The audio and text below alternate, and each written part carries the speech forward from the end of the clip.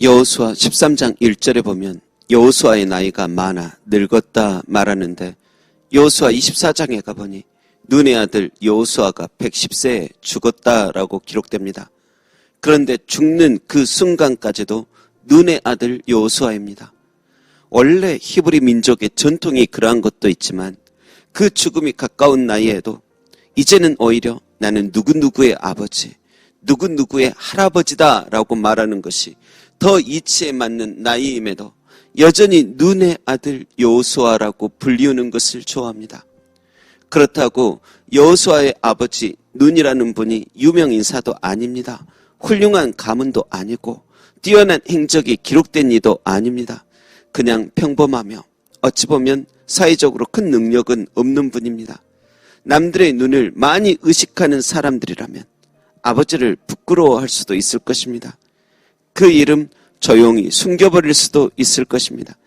그러나 여호수아는 그의 아버지 눈의 아들임이 항상 당당했고 사랑하고 그 이름을 자랑하며 사는 날 동안 그 이름을 잊지 않습니다. 죽음이 가까이 온 그 나이에도 그 안에 여전히 부모님을 잊지 못하고 사랑하고 공경하는 그 마음이 담겨 있는 것입니다. 사람들은 곧잘 난 누구를 잘 알고 또 나는 어떤 누구의 친구라며 자신을 소개하는 것을 즐겨하지만 여호수아는 남을 통해 자신을 높이는 그런 스타일이 아닙니다. 그렇게도 타인을 의식하는 사람이라면 아마 그렇게 용감하고 믿음 있는 삶 살아가지도 못했을 것입니다. 단지 그는 평범한 눈의 아들인 것만으로도 만족합니다. 이렇게 가나안 땅을 정복하게 된 그 이유, 첫째, 하나님의 은혜요. 둘째, 부모님께서 생명 주시고 믿음의 유산 주신 것만 해도 감사하는 것입니다. 여러분, 아무리 무뚝뚝한 분이실지라도 내 아버지, 내 아버지라고 부를 수 있다는 것은 큰 행복입니다. 물론 이 시대의 아버지들이 그렇게 인기를 얻지는 못하는 것 같습니다. 심지어 아버지를 미워하는 분들도 얼마나 많은지 모릅니다. 그러나 그렇게 미워해도 그 마음 깊은 곳에는 핏줄이라 어쩔 수 없이 끌리는 사랑과 정이 있는 것 아니겠습니까? 하물며 미워하던 아버지라도 깊은 마음속에서는 사랑할 텐데 그 사랑 친히 더욱 나눠주셨다면 더더욱 그리하겠죠.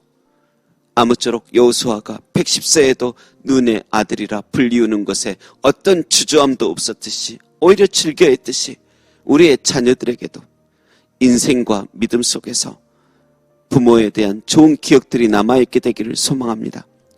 또한 우리의 자녀들뿐 아닌 부모된 우리에게도 우리를 낳으신 우리의 부모님들이 계셨거나 또 계시니 그분들이 아무리 가난하고 남들에 비해 내게 해주신 것 비록 없을지라도 난 누구의 자녀였습니다 라고 말하는 도리를 아는 그런 성도가 되었으면 합니다.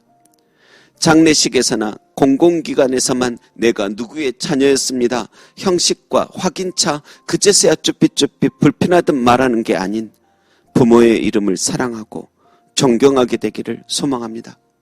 여러분, 우리 예수님은 성자 하나님이십니다. 그런데 성부 하나님께 얼마나 효를 다하셨는지 모릅니다.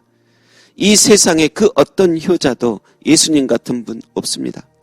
예수님께서는 난 하나님의 아들이다 라고 말하면 세상 사람들 다 이해 못하고 신성 모독이라고 죽이려 달려든다 해도 그렇게 말하였기에 오히려 그 삶이 피곤해질지라도 언제나 하나님의 아들임을 시시하신 적 없으셨고 그 수많은 인간 군상들의 말도 안 되는 죽음의 이욕과 핍박과 조롱과 거짓 무고 속에서도 하나님의 아들임을 늘 드러내시며 당당하셨습니다.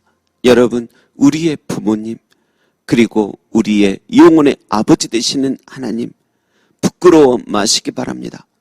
그분들은 부끄러운 존재가 아니며 부끄러워하는 우리가 부끄러운 사람들일 뿐입니다. 기도하겠습니다. 우리의 부모님 그리고 나의 하나님 우리 주 예수님 부끄러워하지 않고 섬기게 하옵소서. 더욱 사랑하며 존경하게 하소서. 감사드리며 십자가에 죽기까지 아버지 하나님을 사랑하신 예수님의 이름으로 기도합니다. 아멘.